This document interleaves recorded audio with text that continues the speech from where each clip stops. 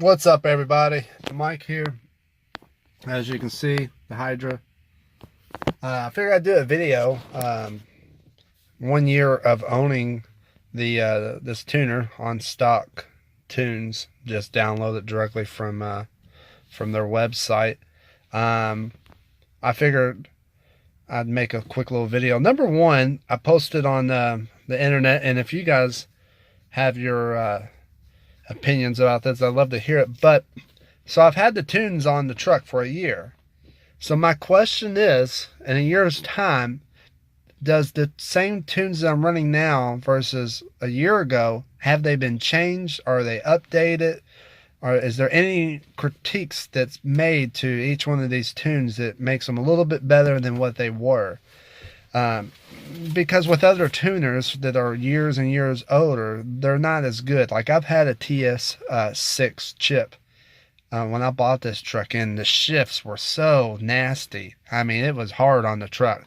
And when I went to the Hydra, it was a dramatic difference. So I'm hoping to find an answer to that. I might contact the company directly and see if that's even a possibility of having fresher tunes that typically could be outdated. Same with software and things like that on a cell phone and whatever that you have to update. But I haven't had any problems. Both of the buttons here, they still work pretty fine. You know, you just press them, of course, and I haven't had any issues with the lights, the LED displays going out. Overall, I'm really pleased with it. I daily drive the truck in the very minimum tune, which is the 65 horsepower daily driver. Now you can go below that, which this kind of disables everything, but that's the bare minimum. That gives me a little bit more pedal feel. It softens the pedal for sure, because on a stock diesel, the pedal is just harder to push and it gets old. But when you have a tuner on it, it feels a little bit more like a gas engine, like you actually can feather it more instead of being so aggressive. The toe tunes, they seem pretty good. I think as time goes on, because I'm going to be upgrading the injectors on here, I'm going to be getting some fresh tunes, of course, that will much needed, of course, anytime you do an upgrade. But overall, I mean, I have them written down here, and I get made fun of by my buddy for having it taped up here, but I tend to forget. So got the stock tune, which is one. I got my drive-through, which takes it down and makes it a little bit more quiet. There's my daily driver. This is the next step up. And a lot of people, even myself, was confused, thinking that you would, if you're towing something light, you're going to want to do that. Well, in reality, the 80 horsepower towing tune is for your light vehicles, like a pickup truck, you know, Honda Civic, and then it goes up. The website will give you specifics on what each one of these tunes are designed for in terms of weight and hauling. But generally, I haul in the 80 horsepower tune when I'm hauling a truck. It does really well, because you can notice a difference. If you go from like the 100 horsepower to the tow tune, the way I guess it locks the converter and things like that when you're going up hills, it gets you prepared to pull and not drag on the transmission and stuff, so it shifts a lot better. When I run it in the highest tune available, which is, I would say, a smoke tune, because the injectors are going to be maxed out on these trucks at least, I would say, the 100 horsepower all day, because I start dumping out some smoke on that. The hot idles, they work pretty good, especially like when you're, obviously when it's cold, whatever, kind of get the system circulating a little bit. I haven't ran the engine stop yet, which disables the vehicle from starting and things like that, because I know there's multiple steps and I haven't taken the time to really learn it.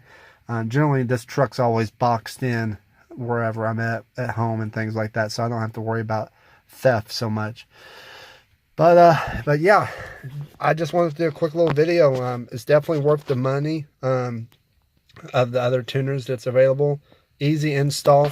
And what's new about this, I guess somewhat new, is that when this is underneath the dash and plugs into the computer, I have a USB line that comes off of it, and I have it wrapped up, and you can just, I have a cable right underneath the dash.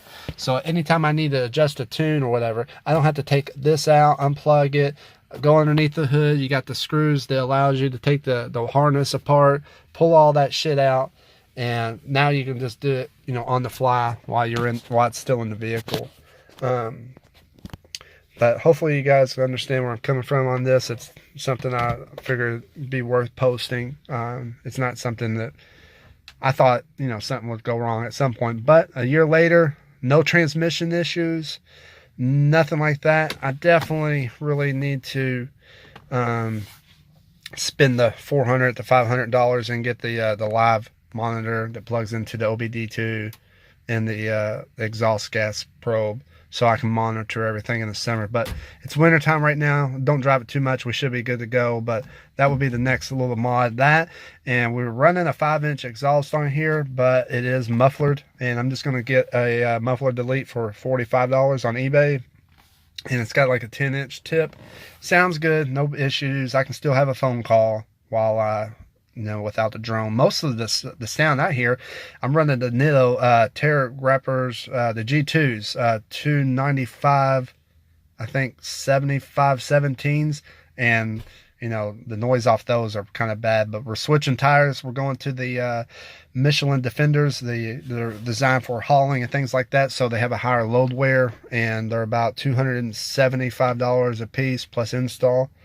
So we're looking at around $1,300 for 4 tires and having them installed and all that. But definitely worth it. See you later, guys. Thanks for watching.